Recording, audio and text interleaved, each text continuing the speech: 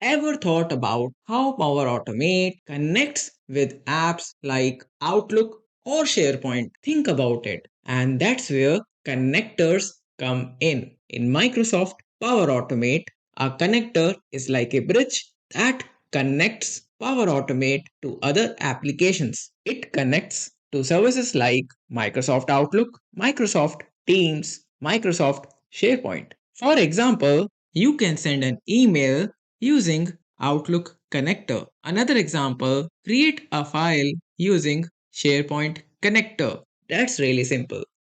For your information, when you select a connector like SharePoint or Outlook, Power Automate creates a connection that appears in the Connections tab.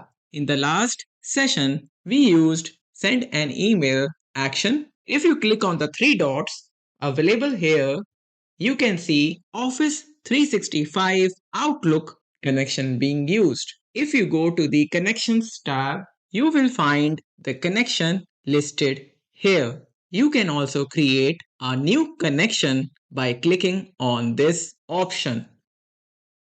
You can see a list of available connectors such as SharePoint, Salesforce, OneDrive, SQL Server, Dropbox, Microsoft Entra ID. You can see all the Azure connectors available here. That's really cool. Now drilling further, you can also search here, such as Microsoft Dataverse. That's really important. And we have lot of more. That's all for today. Thanks everyone.